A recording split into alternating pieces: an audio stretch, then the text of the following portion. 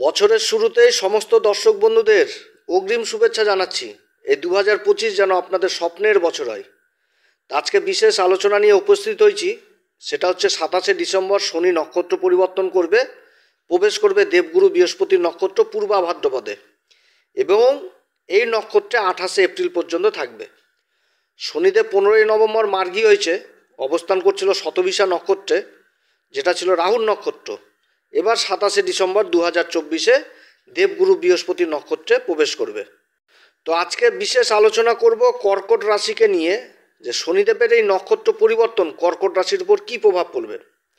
তো আলোচনাটি এগিয়ে নিয়ে যাওয়ার পূর্বে সমস্ত দর্শক বন্ধু যারা বহুদিন ধরে আমাদের অনুষ্ঠান দেখছেন, যারা কৌতূহলবশত এখনও পর্যন্ত সাবস্ক্রাইব করেননি, তাদের কাছে বিশেষ অনুরোধ করব আপনারা অবশ্যই চ্যানেলটি সাবস্ক্রাইব করেন। জ্যোতিষীয় সম্পর্কিত অনেক তথ্য এই চ্যানেলের মাধ্যমে জানতে পারবেন। আর বলবো, যদি সত্যি আজকের অনুষ্ঠানটি আপনাদের কাছে ভালো লাগে তাহলে লাইক, শেয়ার, কমেন্ট অবশ্যই করবেন। আজকের এই আলোচনা চন্দ্ররাশি অনুসারেই দেখবেন। শনিদেবের এই যে নক্ষত্র পরিবর্তন, এটা বহুদিন ধরে অপেক্ষা করছিল কর্কট রাশির জাতক জাতিকারা, এবং তার সাথে আমিও করছিলাম। কারণ 2.5 বছর ধরে যে দৃশ্যটা দেখলাম কর্কট রাশির, এই ঢাইয়ার যে একটা পাপ প্রভাব প্রতিনিয়ত কাজ করছিল এই কর্কট রাশির ক্ষেত্রে, এই অষ্টম ঘরে শনির অবস্থান, তারপর আবার মূল ত্রিকোণ এই কুম্ভ রাশি, অর্থাৎ শনির এই অবস্থা শনির জন্য যথেষ্ট ভালো অবস্থা, কিন্তু কর্কট রাশির জন্য নয়। আবার রাহুর নক্ষত্র শতবিশাতে ছিল এই শনি, এবং রাহু ভাগ্যের ঘরে অবস্থান করছে, তার সাথে আবার রাহুর দৃষ্টি রাশির উপর পড়ছে। তো চারিদিক থেকে সংঘর্ষ আর সংঘর্ষ, এরকম পরিস্থিতি তৈরি হয়েছিল কর্কট রাশির ক্ষেত্রে। তারপর শনি হচ্ছে কি একটি স্লো গ্রহ, যে ঘরে অবস্থান করে 2.5 বছর পর্যন্ত প্রায় থাকে। 15ই নভেম্বর মার্গী হয়েছে, তো তার মুভমেন্টটা কিন্তু এবার সামনের দিকে হয়েছে, কিন্তু নক্ষত্র ছিল তখনও শতবিশা নক্ষত্রে। কিন্তু এবার যে পরিবর্তনটা হচ্ছে এটা সম্পূর্ণভাবে আলাদা হয়ে যাচ্ছে। দেবগুরু বৃহস্পতির নক্ষত্র পূর্বা ভাদ্রপদে অবস্থান, এটা সবথেকে ভালো সময় নিয়ে আসতে যাচ্ছে এই কর্কট রাশির। এই যে ঢাইয়ার একটা পাপ প্রভাব চলছিল প্রতিনিয়ত এই কর্কট রাশির ক্ষেত্রে, তার এবার 90% কেটে যাচ্ছে। এই সময় সামান্য কিছু অংশ মানে একটা লেজুল লেগে থাকবে এই কর্কট রাশির ক্ষেত্রে, সেটাও কিছুদিন পর কেটে যাবে। কারণ শনির মুভমেন্টটা সম্পূর্ণ অন্যরকম হয়ে গেছে। একে তো দেবগুরু বৃহস্পতির নক্ষত্র, তারপর আবার মার্গী অবস্থা, আর কিছুদিনের পরে রাশি পরিবর্তন। তাই এই সময়কালে নির্দ্বিধায় বলা যেতে পারে যে কর্কট রাশির ক্ষেত্রে শনির যে প্রভাব ছিল এতদিন, তার থেকে মুক্তি পেতে যাচ্ছে এই কর্কট রাশি। অর্থাৎ বছরের একটা শুরুতেই কিন্তু কর্কট রাশিকে একটা ভালো গুড নিউজ জানালাম, যে কর্কট রাশির এখন সময় আস্তে আস্তে সামনের দিকে এগোতে থাকবে। খুব ভালো সময় চলে আসছে এই কর্কট রাশির। তার সাথে বছরের শেষ মুহূর্তে যে পরিবর্তনগুলো লাগাতার শুরু হয়ে গেল এই কর্কট রাশির ক্ষেত্রে, সেটা কিন্তু যথেষ্ট ভালো। 27শে ডিসেম্বর শনিদেব নক্ষত্র পরিবর্তন করছে, 28শে ডিসেম্বর শুক্রদেব রাশি পরিবর্তন করবে। কর্কট রাশির ক্ষেত্রে শুক্র হচ্ছে কি চতুর্থ ঘরের অধিপতি, সুখের ঘর, মায়ের ঘর, জায়গা জমি, বন্ধু বান্ধব, সমাজ, এই ঘর থেকে তো দেখা হয়। তো এই ঘর সুখের ঘর, এই ঘরের অধিপতি শুক্র। আবার হচ্ছে লাভের ঘর, যেটা হচ্ছে একাদশ ঘর। একাদশ ঘর লাভের ঘর, আয় ইনকামের ঘর, যেটা না থাকলে তো শখ আনন্দ ফুর্তি জীবনে কিছুই পূরণ হবে না। তো এই দুটি ঘরের অধিপতি শুক্র 28 তারিখে আবার রাশি পরিবর্তন করছে। এবার 28 তারিখে পরিবর্তন করে কুম্ভ রাশিতে প্রবেশ করবে, শনির সাথে জুতি তৈরি করবে। এবার শনি শুক্রের জুতি, দুজনেই তো মিত্র, এবং যেখানটাতে তৈরি হচ্ছে সেটা হচ্ছে কি কুম্ভ রাশি, আর কুম্ভ রাশির পরের ঘরটি হচ্ছে মীন রাশি। তাহলে কি হলো, শনি শুক্র তো এখানে তো উচ্চাভিলাষী হয়ে গেল। আবার 28শে জানুয়ারি যখন শুক্র আবার রাশি পরিবর্তন করবে, তখন তো যে ভাগ্যের ঘরে মীন রাশিতে অবস্থান করবে, তখন কি হচ্ছে শুক্র তো উচ্চ হয়ে গেল। তাহলে সুখের ঘর আর লাভের ঘরের অধিপতি উচ্চ অবস্থান করবে ভাগ্যের ঘরে। এর যথেষ্ট ভালো প্রভাব পড়বে এই সময়কালে এই কর্কট রাশির উপর। তবে তার সাথে আবার এই মঙ্গল নীচ অবস্থায় রাশির উপরই থেকে গেছে, অর্থাৎ যত রকম ডিস্টার্ব এখন কিন্তু মঙ্গল থেকেই আসছে। মঙ্গল 12 তারিখ পর্যন্ত, জানুয়ারি মাসের 12 তারিখ পর্যন্ত শনিদেবের নক্ষত্র পুষ্যা নক্ষত্রে রয়েছে। 13 তারিখ আসলেই এই মঙ্গল আবার নক্ষত্র পরিবর্তন করবে, প্রবেশ করবে দেবগুরু বৃহস্পতির নক্ষত্র পুনর্বসু নক্ষত্র। আর পুনর্বসু নক্ষত্র সম্পর্কে তো এর আগে বহু আলোচনা করেছি। ধনুষবান, একটা একাগ্রতার প্রয়োজন রয়েছে।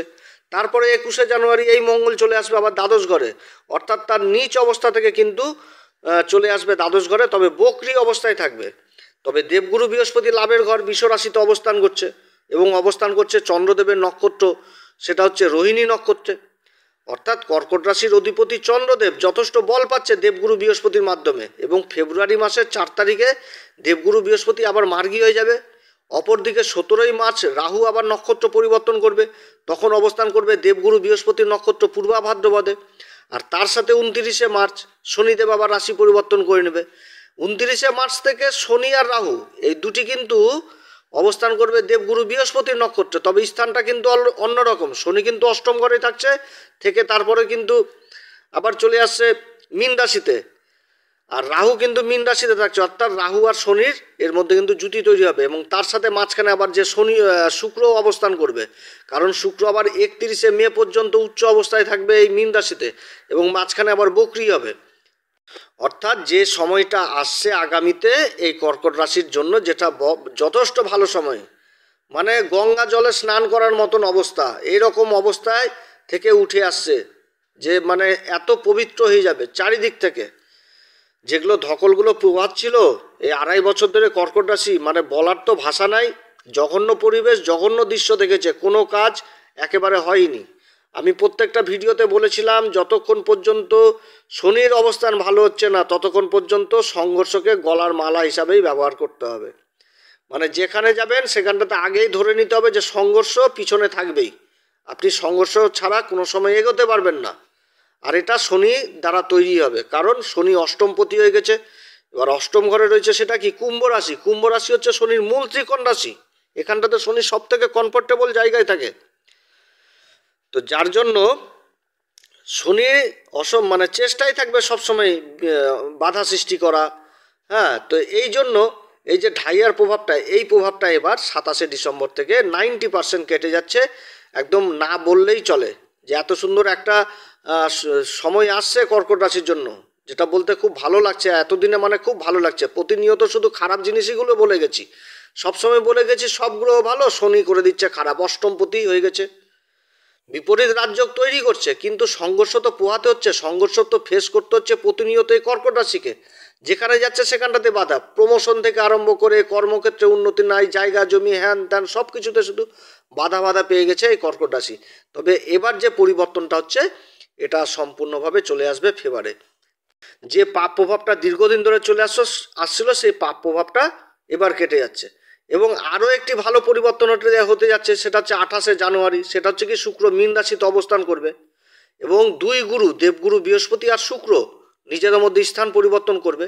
কারণ লাভের ঘর যেটা, সেটা তো হচ্ছে বৃষ রাশি, বৃষ রাশিতে অবস্থান করছে দেবগুরু বৃহস্পতি।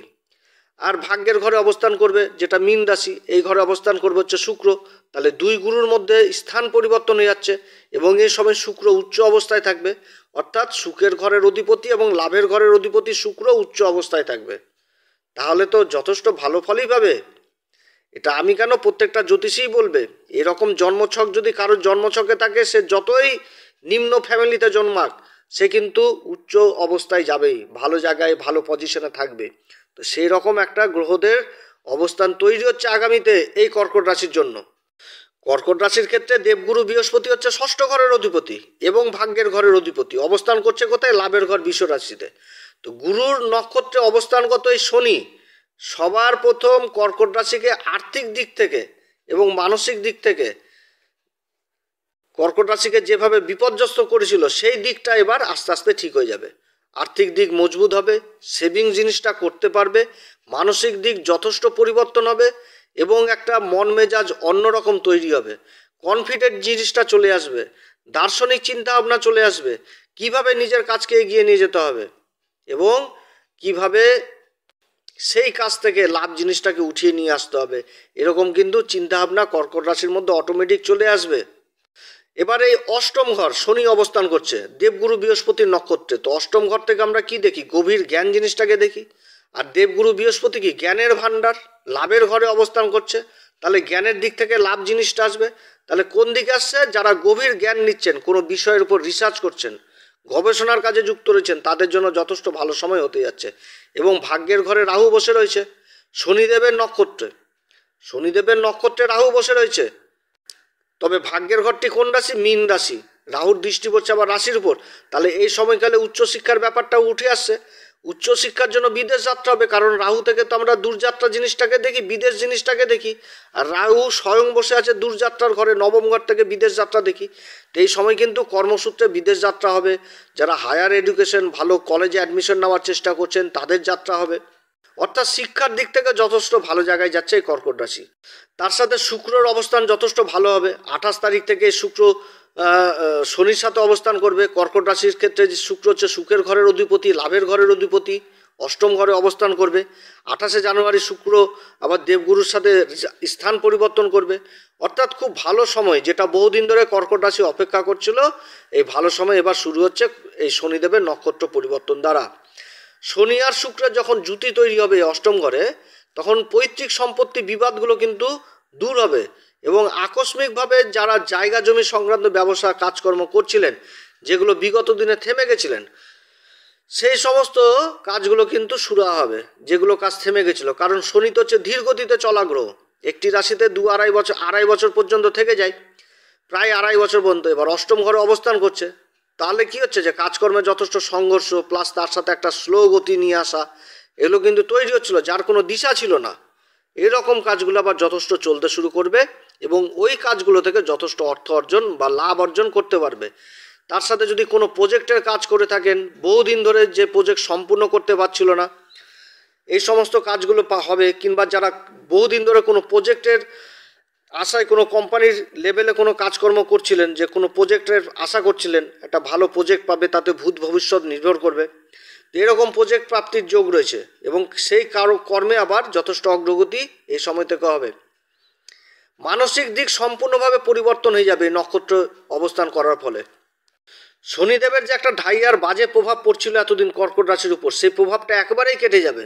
শুধু একটুখানি রয়েছে, সেটা যখন শনি আবার রাশি পরিবর্তন করবে তখন ওইটুকু মানে 10% যেটুকু রয়েছে সেটাও কেটে যাবে।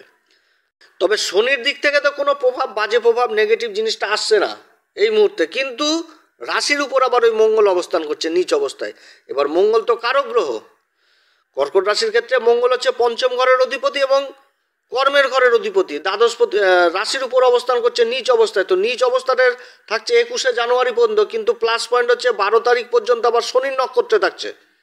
তাহলে বুঝেন, শনির নক্ষত্রে এতদিন এই মঙ্গল রাশির উপর নিচ অবস্থায় ছিল, অনেক দিক থেকে সমস্যা তৈরি করেছিল, অনেক দিক থেকে সমস্যা তৈরি হয়েছিল। তারপরে এবার 21শে জানুয়ারি রাশি পরিবর্তন করবে এবং 13ই জানুয়ারিতে মঙ্গল আবার নক্ষত্র পরিবর্তন করবে, দেবগুরু বৃহস্পতির নক্ষত্র পুনর্বসু নক্ষত্র অবস্থান করবে। তাহলে এটাও কিন্তু খুব ভালো হচ্ছে, মোটামুটি আর 10-12 দিন তারপর থেকে যথেষ্ট ভালো সময় কর্কট রাশির জন্য হতে যাচ্ছে। এই সময়কালে যাদের promotion letter, call letter, appointment letter বহুদিন ধরে আটকে ছিল, সেই কাজগুলো উদ্ধার হবে। যারা বহুদিন ধরে ম্যাচুরিটি ক্লেম পাচ্ছিলেন না, ইন্স্যুরেন্স ক্লেম পাচ্ছিলেন না, কোনো কাগজপত্রের অভাব ছিল, এই সমস্ত অমীমাংসিত কাজগুলো সম্পূর্ণ হবে। শনি দেবগুরু বৃহস্পতির নক্ষত্র অবস্থান করছে, অর্থাৎ বিগত দিনের যে শত্রুগুলো লেগেছিল, কারণ দেবগুরু বৃহস্পতি তো আবার এই কর্কট রাশির ক্ষেত্রে ষষ্ঠ ঘরের অধিপতি। এবার শনি তো এখানটা তো বিপরীত রাজ্যকে যথেষ্ট ভালো ফল দিবে। তো বিগত দিনের যে শত্রুগুলো লেগেছিল পিছনে, সেই শত্রুগুলোও কিন্তু এবার যথেষ্ট দূরে চলে যাবে। কর্মক্ষেত্রে যে প্রতিনিয়ত কম্পিটিশন, সেই কম্পিটিশনে যথেষ্ট এগিয়ে থাকবে এই কর্কট রাশি। এবং বহুদিন ধরে যারা সরকারি বেসরকারি কাজের জন্য চেষ্টা করছিলেন, কাজ জোগাড় করতে পারছিলেন না, তারাও এই সময়ে কর্ম লাভ করবে। অর্থাৎ খুব ভালো সময় তৈরি হচ্ছে এই কর্কট রাশির জন্য। বাড়িতে একটা খুশির আবহাওয়া থাকবে এই সময়, এবং বিগত দিনে যে একটা পাপ প্রভাব, যে মানসিক দিক, মানসিক অশান্তি, এগুলো আস্তে আস্তে সম্পূর্ণভাবে কেটে যাবে। তো যাই হোক প্রিয় দর্শক বন্ধুরা, এই সময়কালে কর্কট রাশিকে একটাই কথা বলবো, প্রত্যেক দিন হনুমান চল্লিশা, বজরংবাণ এগুলো পাঠ করবেন। আর হনুমান চল্লিশা, বজরংবাণ পাঠ করার আগে শ্রীরাম সীতার প্রণাম মন্ত্র অবশ্যই করবেন। আর ঢাইয়া শেষ হয়ে যাচ্ছে, সময় ভালো হতে যাচ্ছে, অবশ্যই জ্যোতিষীয় পরামর্শ নেবেন। আমি তো আলোচনা করলাম, কিন্তু আপনাদের জন্মকুষ্ঠিতে দেখা গেলো শনি খারাপ হয়ে বসে রয়েছে, তাহলে তো পিছন ছাড়বে না, অসুবিধার পর অসুবিধা তো থাকবেই। অতএব জ্যোতিষীয় পরামর্শ অবশ্যই নেবেন, কারণ ভালো সময় আসছে। আগামী দিন কিভাবে চলতে হবে, কোন উপাচার করলে জীবনকে ভালো পথে নিয়ে যাওয়া যাবে, এগুলো কিন্তু যথেষ্ট প্রয়োজন। আমি বলছি না যে আমাদের কাছেই করুন, আমাদের হোয়াটসঅ্যাপ নাম্বার দেওয়া রয়েছে, হোয়াটসঅ্যাপে মেসেজ করতে পারেন, তবে শুল্ক লাগু থাকবে। তো যেখানে খুশি সেখানে করেন, কিন্তু অবশ্যই করবেন, এটা আমি আপনাদের কাছে অনুরোধ করছি। যদি আজকের এই আলোচনা সত্যি আপনাদের কাছে ভালো লাগে তাহলে লাইক শেয়ার কমেন্ট অবশ্যই করবেন, তার সাথে সাবস্ক্রাইব অবশ্যই করবেন। আপনারা সবাই ভালো থাকেন, ঈশ্বর আপনাদের সবার মঙ্গল করুক। এরপরে আসবো একটি নতুন পর্ব নিয়ে। নমস্কার, ধন্যবাদ।